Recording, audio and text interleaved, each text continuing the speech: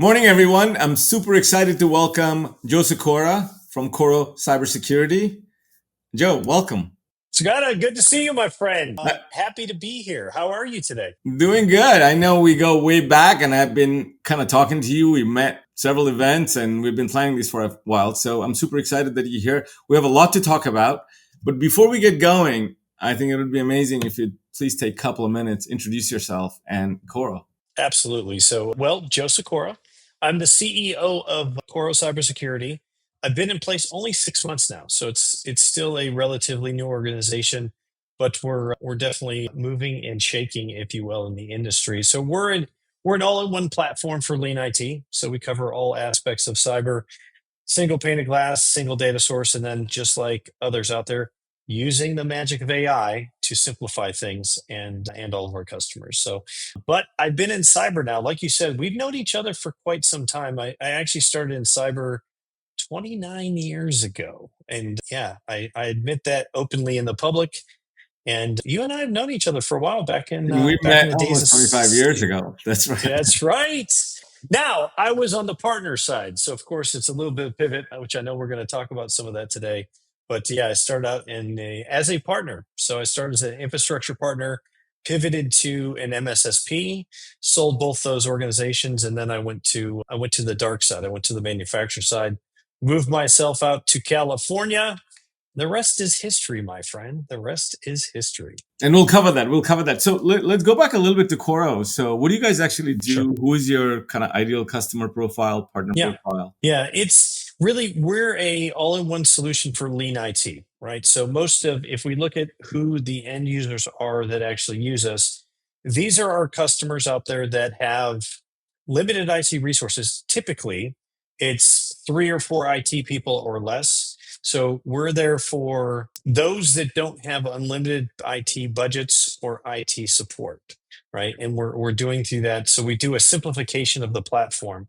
Now, we also support our MSP friends as well, right? So everything we do is through the channel. I've been a longtime channel fan, and that's always my route to market. So we have a grandparent parent child relationship. So for all the MSPs that use us, we operationalize the back end so it's easier for them to provide a service to their end users. Again, something that typically would take hours per day, we actually have reduced down to minutes. It's pretty amazing, right? Because it is one set of data, one single pane of glass. And I think a lot of us in the industry have talked about this concept throughout the years. We have actually done it, right? Because most of us, we in cyber, we all have our specialties, whether it be network or endpoint or application or cloud. We do it all. We've actually built our own tech, and since we built it ourselves, there's no API integrations. It is purely a single data set that we pull, so we can give you a single pane of glass. That's amazing. Well, cybersecurity, that's kind of where we started, right? A couple of decades Sure, ago. we did. Yeah. So talk a little bit about at that time you were a partner. So you graduated out of, Toledo, and then you Yes. decided to do a business. Why? Like, well, how did you get started? Why that was an idea? What drove you? Yeah. Well, interesting enough. So I studied electrical engineering, right? So I don't try to tell everyone that, but I was technical, right? I was programming back then, Fortran and assembly language, the good old days. So I was going to school and I was a student engineer. So I was co-oping at, believe it or not, a nuclear power plant. And I was seeing this grind, right? Where people were like, not saying they didn't like coming in every day, but it was a grind. And I was also interested in computers. Of course, the internet, it's hard to say, it was just coming online to most people. And I decided to do the entrepreneurial thing and start my own company. And I took that leap, right? I took that leap and never looked back. So it started as an infrastructure. So we're talking early 90s. We were doing custom built white box servers, PCs, you name it. And it actually started as more of a retail type environment where, I had four different locations, and then I pivoted to internet security as we were getting high bandwidth in businesses. But when I first started, most businesses, that was back when we were in ISDN lines, and ISDN lines were not inexpensive. And then if you were really had the budget T1 line. So yeah, making the pivot and starting my own business, I was 21, right? 21 and had a lot of success, and margins were different back then, as we saw things kind of progress, but it was a wild time, when I still talk to people about kind of my history and where I came from, there's always this explaining to young people, especially them. I was like, there was no online acquisition of IT, right? This was people would still go into a physical store. We would work together with them. There was, I think back then, Dell was just being born, and Gateway was the big competitor out there, but it was all via phone lines and everything else. People weren't jumping on the internet buying on marketplaces and Amazon and everything like we buy today. Yeah, and there was a big book called Computer Shopper that would buy for $5. That would Yeah, list right. right Exactly. parts and Call hardware. this number, call this number, and we will sell it to you. So yeah, it was pretty wild back then for sure. So talk to us a little bit about, at that time, what did the sort of the channel look like? Because that's kind of what we called it then, right? We did. We did. Well, back then, we were still buying through distribution, right? So I bought all of the components and parts and everything I did. We bought it through distribution. So back then, it was more pick, pack, ship. We didn't have the cloud, we didn't have applications. When you and I met each other way back in the day, we were looking at hardware appliances for firewalls. And, it was different, right? I had relationships. You still had some of the big ones, right? The Ingram Micros, Tech Data. Those were all partnerships that we had. I literally had my office, I had shared space. So I had an office and a warehouse. And that's how we did business, right? We did business. I had stores, but I also had this warehouse where if we needed parts, again, back to today, I think we've all gotten so used to, like right now, well, in my time zone, it's right around lunch. I can still get something delivered today, right? I could go on, I can I can go on Amazon and I could probably get something here by 5. It wasn't like that, right? For us to do the logistics and everything else, it took longer. Now, my first company was actually in Louisville, Kentucky. Now, I had an advantage because UPS being based there, right? So, and that is how I kind of picked it too. I grew up in Ohio, and that's how I ended up in Louisville, was the simple fact that UPS was there. I knew I needed logistics. I knew that it had most of the population within a day or 2 days of shipping.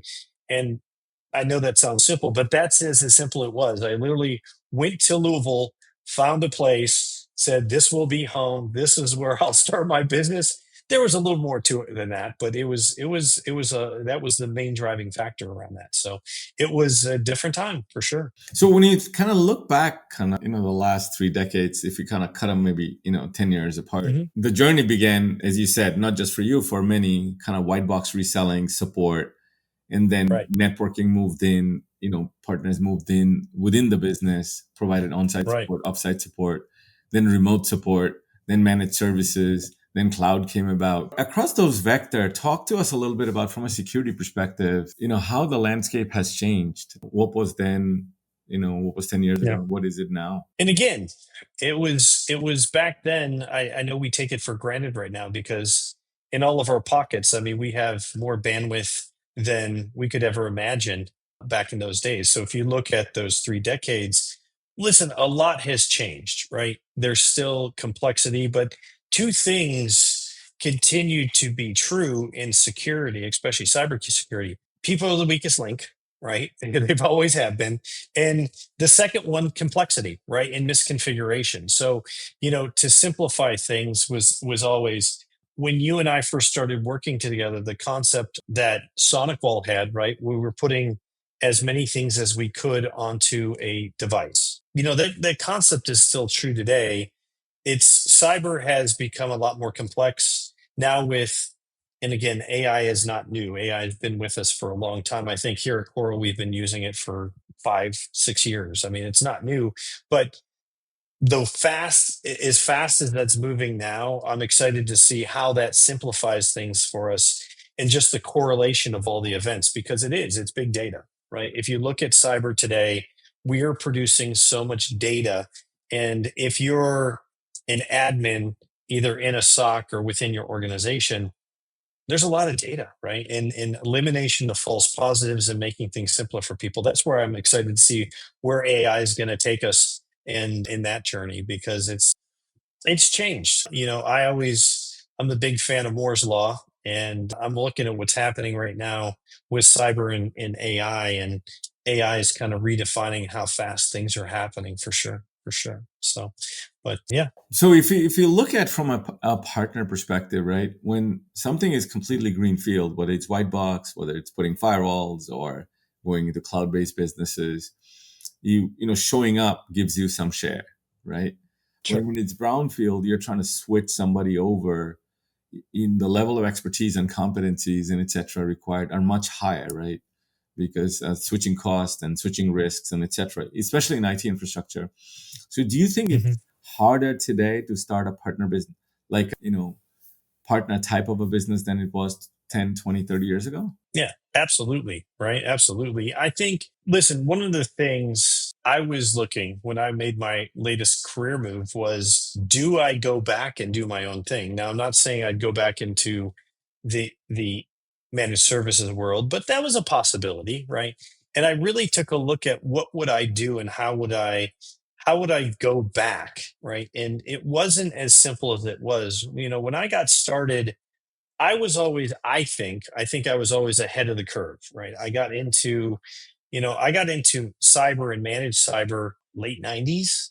So, I mean, we're talking, it was one of the I was ahead of the curve there.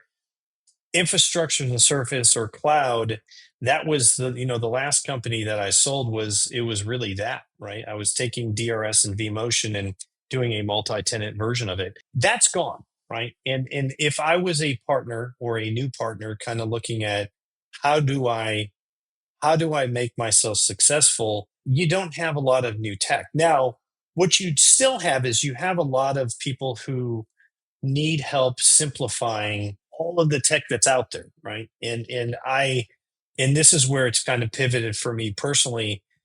I spend a lot of my time today with boards, right? Like yourself, right? We spend a lot of time with what, investors and boards. There's a lot of tech out there. There's a lot of new ideas out there. Not all ideas are created equal, but someone needs to put it all together. Now, whether that be a partner, maybe, but you're also, just starting out today versus how it was, you also have to look at the margins and how do I profit? And there's a lot of different things that's the other thing with technology. I think we continuously get pressure out there. If you're a partner today, selling subscriptions, selling hardware, if you still sell hardware, those margins are nowhere near what they were when I was first doing this, almost 30 years ago. So you have to pivot, right? And a lot of them have pivoted to services, managed services. But even then, right, that I've also seen that now getting a lot of price pressure. So it is definitely harder today than it was. And I think that's the other reason why you're seeing a lot of consolidation, right? I know I'm still friends with a lot of the guys back in. I remember our first advisory council and partner event that we met at, right? I still stay in touch with some of them, right? And some of them have been rolled up, but I think that's the other thing you're seeing in the marketplace, especially on the MSP side, partner side.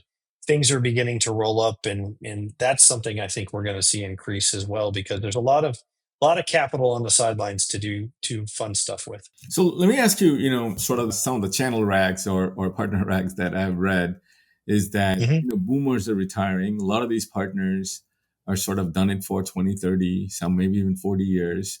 So they're Hmm. exiting.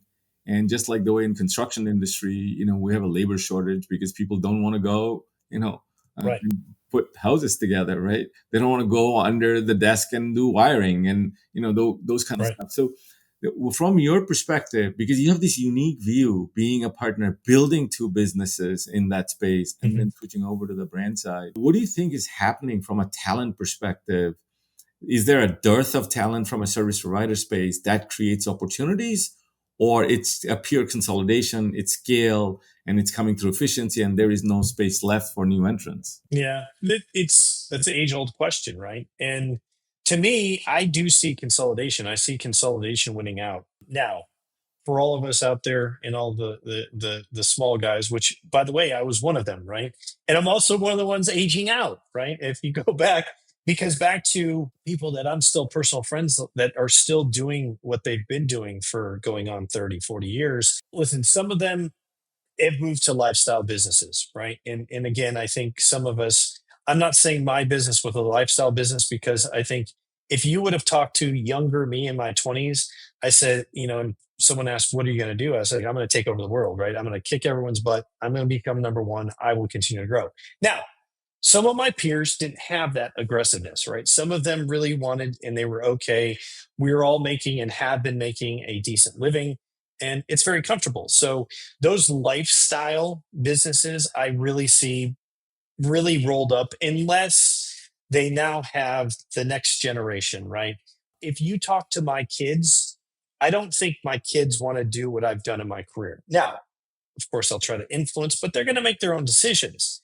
And that's where I see the gap, because I talk to some of my friends and they don't have the next thing, meaning that there's no one they're going to hand it to. And so they're all entertaining, and face it, multipliers have increased, right? I think all of us that have been in cyber for a while, we made the right decision, right? I think we're all doing okay. And they're seeing those multipliers for acquisition and roll up to, it's attractive, right? And I think I have had a lot of friends go that route. And I think they were happy they went that route. So I think there is a personal choice. Now, there's always going to be a lack of resources, right? I think we knew in cyber, this isn't a new problem.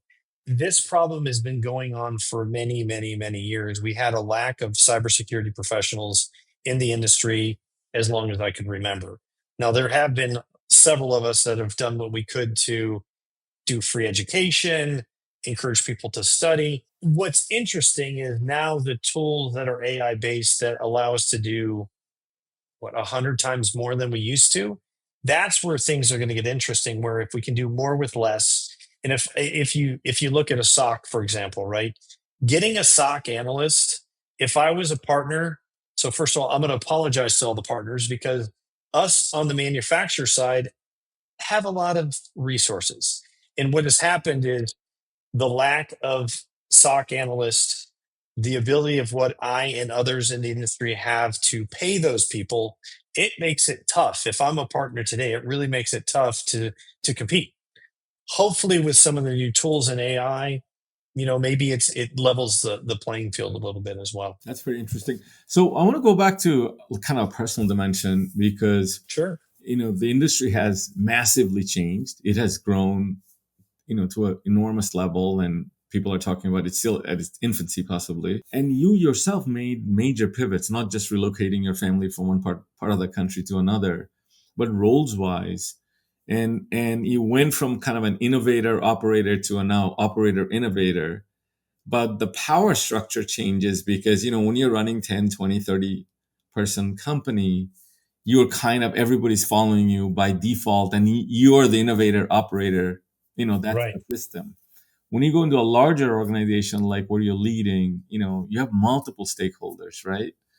So what, from your side, these pivots that you made, even though you stayed in the domain, which has fundamentally changed, can you walk us through that journey? Like, what are those inflection points? You said, what, I want to stop this first company or exit, start the second one, then exit, go into Fortinet, and then what are those markers in your life, and how did you decide? Well, hey, I always say you've got to have a little of both, right? A little bit of luck and a little bit of skill. So for me, it literally, how I made it, I'm gonna make it sound really simple, but I had exited my own company and enjoyed it, right? I really enjoyed, I will say they were all family, right? And I still treat people like family, but I'm a little bit unique in the industry, I think, because I always take that entrepreneurial approach in anything I do into different challenges. So when I joined Fortinet was still an unknown entity outside of cyber. People knew Fortinet when I joined, but I mean, we're talking 2010,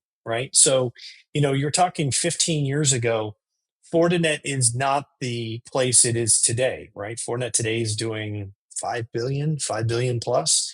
We were scrappy. It was a very entrepreneurial field. Now, unlike a lot of executives in the Bay Area, because I did move out to the Bay, I stayed there for 7.5 years. So that was what is considered a long journey or a long run. So I was able to see, something that looks like hundreds of millions to billions, right? And to be part of that was great. And to me, it was very, very close to that entrepreneurial spirit that I had, except on a much larger level. I mean, we went from hundreds of employees to thousands of employees to all of a sudden, you know, I think now there are tens of thousands of employees, but that was, to me, it really satisfied the entrepreneurial part of me. And you know, the question of when do I know when to pivot and do something else? It's usually when I stop having fun, right? That's me personally. That is kind of my marker. Is it's not a it's not a financial decision, right? And I have peers not on the reseller side, but peers in the industry side. It is it is a financial decision, right? It's a okay, I've done X, so now I'm going to go on to Y because I can't make any more money. I'm a little bit driven differently than others. So it was more of, if I stop having fun or if I feel that I'm not able to contribute to the level I want to contribute. And really what that means to me is I always have ideas. So back when I was running my own companies, I always had different ideas of how we'd either technical or go to market in a blend of both.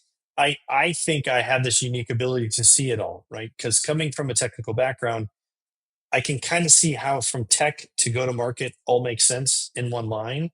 Again, I have also my trusted team as well. So if you look at after that, the reason why I did Bitdefender was I wanted more international experience in market, right? So literally when the recruiters were calling me saying, you can go anywhere, where do you want to go? I said, pre-IPO cyber based internationally. And they looked at me like I was crazy, right? And the reason, right, the simple reason why I wanted to do it is I felt I needed more international experience to go back to running companies, right? So that was a conscious decision. It definitely wasn't money motivated. I can definitely tell you that. And it got me back to more of that startup pre-IPO excitement you get from companies like that. But again, it wasn't a small company. We still had, 1,000, 1,500 people, I think, when I was there. And then COVID happened, right? So I was one of those people who made a career change during COVID because I couldn't travel anymore, right? And if I couldn't travel, I couldn't experience it. It kind of opened my curiosity to, okay, what else is out there? And that's when Proofpoint happened, right? And Proofpoint was, okay, it's $1 billion company. Do I have what it takes to help do a transformation and help transform them? Because mostly direct led business, and it was also a mixed model too. I didn't have a mixed model experience, so I wanted to experience that. So we did that for 4 years, and now coming out of it, they more than doubled their revenues while I was there, and I can say use the channel a lot more. And now I'm back to startup mode, right? And personally, I love 100% channel, right, organization, and throughout my career, I've been able to experiencing all these different things, targeting SME market, the enterprise market, the carrier market. I really like that entrepreneurial, high growth, building teams, making changes. And I'm very fortunate because I have a team that has gone with me every step of the way. you know, it's super important to have that team. Yep, that we're all the ways together. Yeah, and actually, I just wanted to kind of focus on that because when Sure. I met you at the industry event, people that were there around you, I started to talk to them and they're like, oh, I worked with Joe in this company. Oh, I worked with Joe in that company. So I wanted to kind of go back to that dimension because when you are in this kind of role, in this kind of space, when things are rapidly evolving, success, as you said, is greatly dependent on not just what you want to do, what what you have achieved. It's also the people that you have worked with and come and work Sure. for you and sort of move with you. Can you talk a little bit about What is that? Because I saw a certain characteristics across them, but I'm going to let you kind of talk about what do you look for Yeah. people? Why do they hang around with you? Why do they move? Why do they take the steps? Talk a little bit about that. Yeah. It's more than hanging around, right? Because we work, listen, I gravitate and I think people gravitate towards me that are either have been entrepreneurs or want to be entrepreneurs, right? And make a difference. None of us, and when I say none of us, none of my team members that travel from different manufacturer to manufacturer, we want to be a name, right? We want to be able to say, here's a problem, let's come up with a solution and let's execute on that solution very quickly.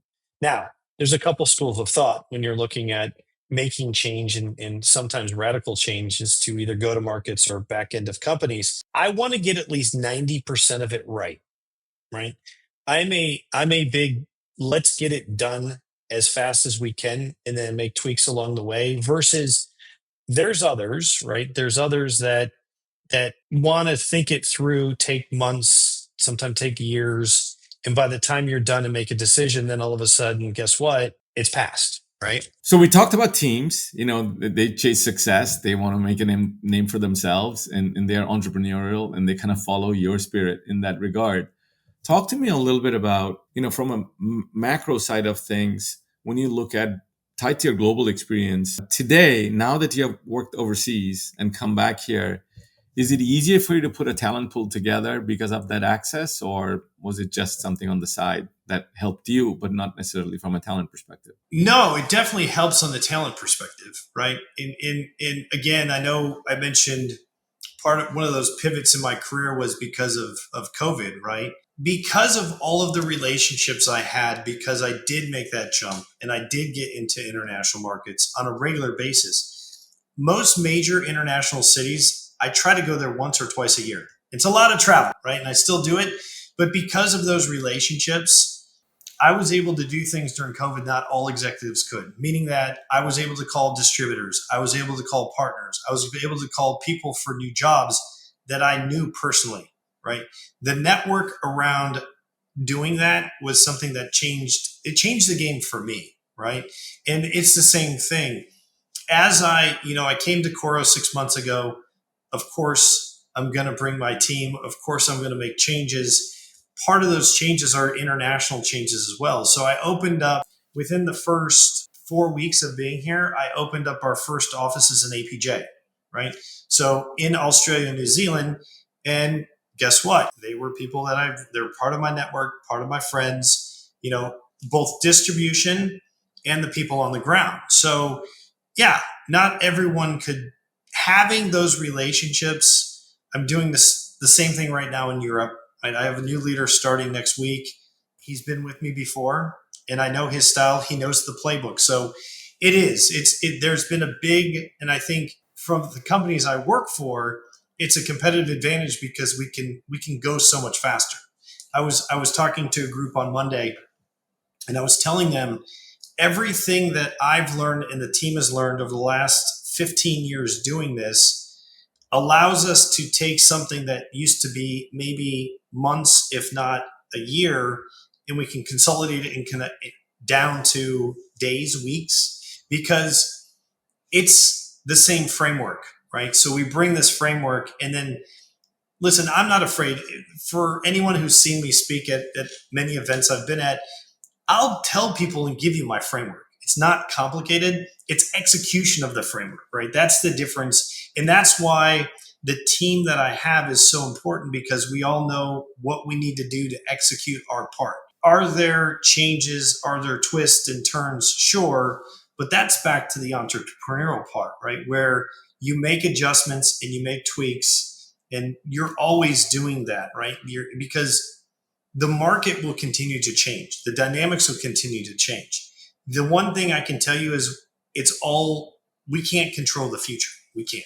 So we'll continue to adapt. So I want to go back to one dimension that we rarely talk about, being in the technology space, and especially someone like you who has a pretty deep technical background. Most technical founders, right, worry a lot about architecture, right? What's on the front end, what's on the back end, what's the Right. API structure look like, blah, blah, blah, etc. Right? What I'm hearing from you is that one of the opportunity is on the business side of things or the people side of things, other than just the tech stack. There is a people stack that you have to think about, how you put them together. And as you move from organization to organization, as you figure out, your customer base, your partner go-to-market strategy, partner-based go-to-market strategy, you also have to pull people together, right? Right. So can you go through some examples without disclosing anything confidential? Sure. As you kind of thinking forward, like this massive change that's happening, right? Driven by AI, and especially in the cybersecurity space, the threats are accelerating because of that. So as you're thinking about talent, right? Some of those relationships that you have had wouldn't have the exposure that you need in the future, right? So you can't look for a technical spec in a person. You have to Right. look for other specs, other attributes. What are those, Joe? As you kind of think forward, build the organization, what are you going to look for these people stack? Yeah. And you're right. Listen, there's many of us in my group that understand AI. I will say I don't have an expert yet, right? So that's part of my stack. I know we always talk about on the partner side or tech stack. My people stack, you need to, as a leader, you always need to look at, okay, what are the gaps, right? But back to the question of what do I look for? I look for, back to the entrepreneurial spirit, these are people that are always open to change. And we also have to continue to learn, right? Even myself, I wish I had more time in the day. I mean, I can't, none of us can invent more time, but setting aside time I was at a conference last week. It was AI based. I learned a lot, right? And now, what's interesting is I was also a speaker, right? So I'm there speaking, but then I'm also learning from my peers and others who are doing it. And it's okay. It's the absorption of everything around you and being open. I'll never tell anyone I know the solution to everything, right? And I don't think anyone on my team will do the same. So we all have the same characteristics, that this willingness to learn, willingness to change. The other thing too is I've been part of small organizations. I've been part of large organizations. The large organizations, sometimes, I'm not going to say they don't like someone like myself, but I'm the person that challenges and asks, well, why can't we do it better?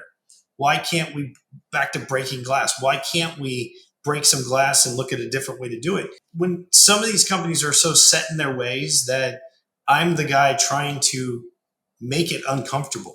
Some people like it, some people don't. But the people around me are the ones that are like, okay, here's what we need to do. Here's how we're going to do it. And maybe there's something new that's better. We'll evaluate that, right? But there's no such thing as future proofing, but I try to future proof myself, the team, and how we approach things as much as possible and give that flexibility. Now, there's some fundamentals, especially when you're talking about, let's talk about go to market. There's some things on go to market and routes to market within that aspect that you're always going to have. But I'm a firm believer, allow partners and end users to consume your technology or whatever you're offering the way they want to consume it. That's where I've seen a big change, right?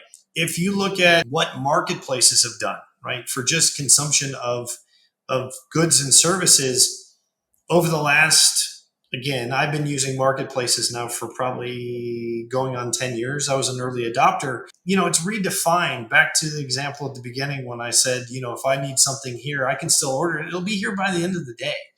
The on-demand world of that has changed things. And I had to adapt my routes to market years ago to make sure I include, how do partners do that, and how do people who want to consume that way.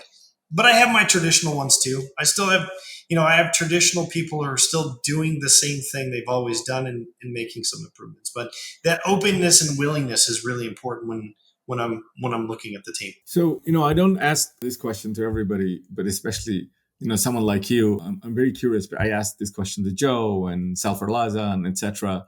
that have sort of, been founders, built organizations. So when you're sort of thinking in a future forward mode, if you have worked with somebody, you know them, you know their attributes, it's possibly relatively easy to hire, right? But when you look at an exec, that you haven't worked with, recruiter Right. is highly recommending, even maybe your other management team members like him or her. When you're interviewing that candidate, what is the process do you go through to Yeah. make sure that person is going to be in your people stack, because that person is going to drive certain amount of agenda and changes that you want.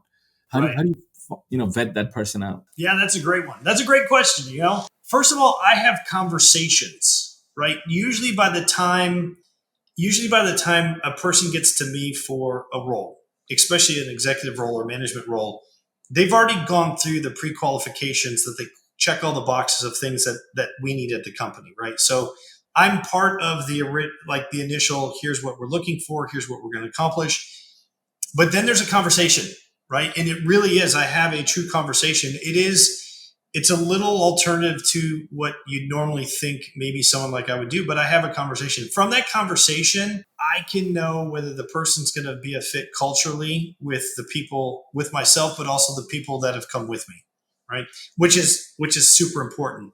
Now, I also have been fortunate that I've been doing this for a while, that I have a decent sized network where I can always find someone that knows the person I'm talking to, right? And I can have a discussion with them. I know we always talk about back channeling people, to do back channel checks, right? To see, okay, is this person who they say they are? Now, on the executive side, you can look at what they've done, accomplishments. Are they proven? Have they executed? It's not as important. Where it gets super, super interesting and tough is salespeople, right? And again, I'm not interviewing individual salespeople anymore, but I remember that was such a tough job for me, especially when I had my own company, because if you're a good salesperson, guess what? You can probably sell me, selling the salesman.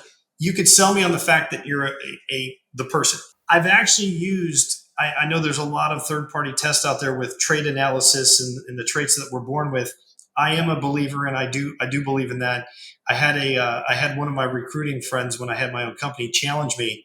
They took my profile, we modified it a little bit, and I will tell you what, it was right probably 99% of the time.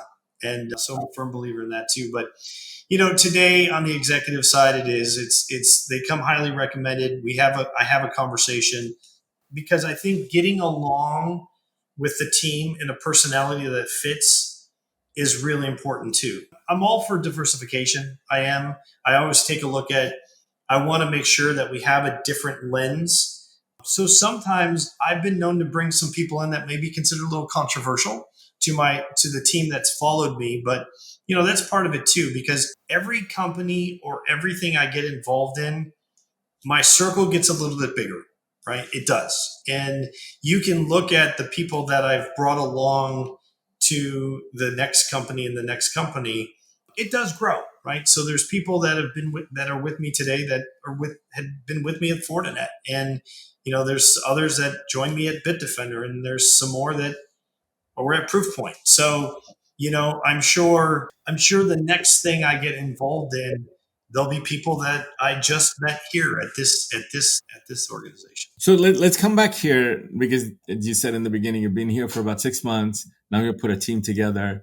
Let's Yes. talk about future for next 12, 24 months horizon. What's the most exciting thing do you see in front of you?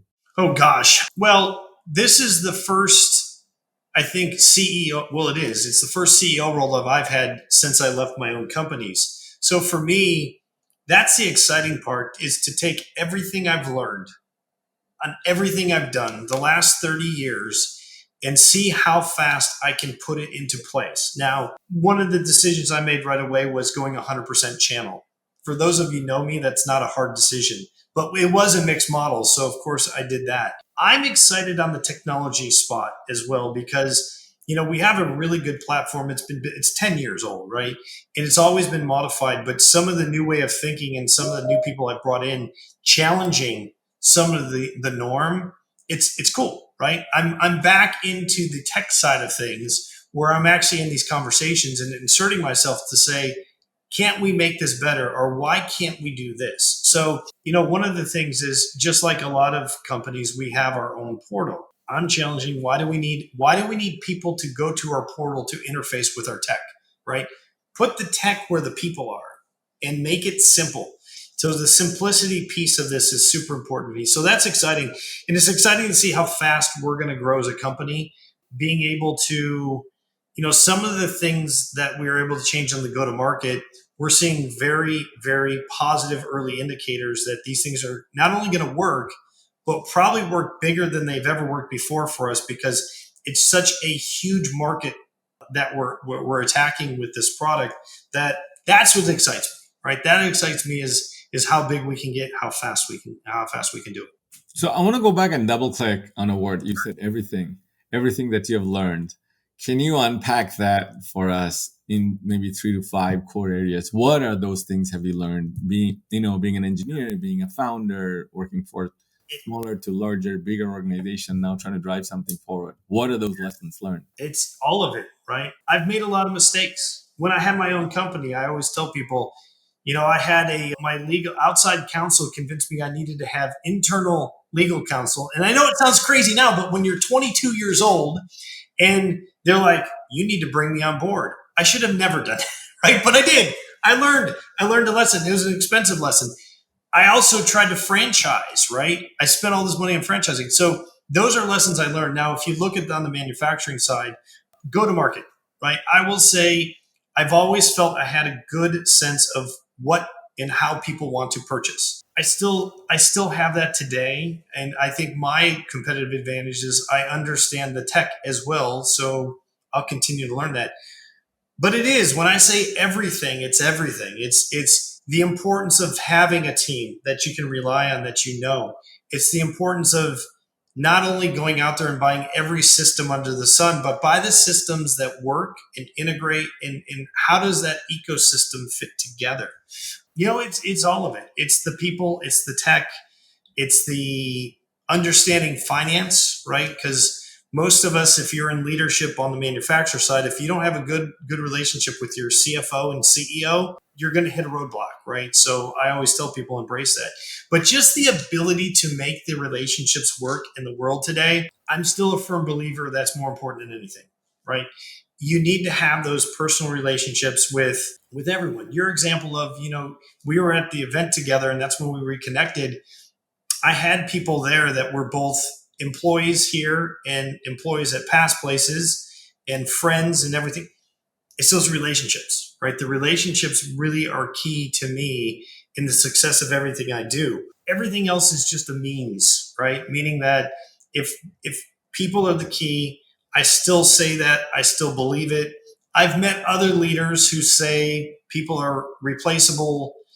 It's more the process. I think it's a combination of everything, but to me, people are number one. People are number one, and that's, if I can instill anything to anyone out there, it's those relationships are so key. So speaking of relationship, I have one last question, which is sort of going back to, if you think about your evolution, of course, you've been successful with customers and employees and team members, etc. There's one new relationship you have is with the board, right? Yes. In a different format. You have presented the boards before, but as a management team member, but not in a fiduciary role that you have today. So talk to us a little bit about, how is it different? How is sort of the same? And some of the decisions you make have lasting impact. They're not tactical impact next month. They're profound directional impact. And talk to a little bit about that relationship with the board. Sure. Well, again, they're just relationships, right? Now, I even walked into an even more interesting situation. I'm late stage, right? I'm past Series D, so I have a very, what I'd consider, it's a larger board, right? So with a lot of different pros and cons, right? I have a lot of, but it's back to the relationships, right? Now, you're right. That is the biggest change. The other biggest change I'll tell you is I spent a lot of my time also talking to people in the world of finance, right? Because, and I'm sure you too experience as well. That's been the biggest change for me. And again, it's new relationships. So for me, it's exciting. But working with board members in before, because being at a board and presenting to board is nothing new. We've all done it. The board's there now to help me, right? That's, I would say, the biggest difference in my position today is they're there to help, right? And I'm not just presenting of how we're going to do this. Now, yes, I still present. I'm still accountable for ultimately the success of the company, but they're there to help, right? And collaborating with people. And again, I have a pretty diverse board across the world. They're not just all based here in the US. I can see their perspective. And the other really cool thing about it is I'm not their only investment, right? So they've been able to introduce me into different things. Like AI is a great example. Early on, I wanted to know what their other portfolio companies were doing with AI. Guess what? I got introduced to a group and got to collaborate. So again, back to relationships, but it's a whole new world of if you know how to do it right, it's unbelievable, right? And so to me, that's exciting, right? I mean, I'm really excited about this new world. And every day I wake up with a smile and say, it's going to be a good day and I'm going to learn something new. It's all about the continued education. That's amazing. It's amazing how the hour flew by. I have so Right? many more questions. I got to have you back maybe in Of 6 months for course. an update. Of But course. Joe, thank you again for being here. It's been a pleasure always. Thank you. Thank you, my friend. Thank you. You take care. Have a great day. Okay.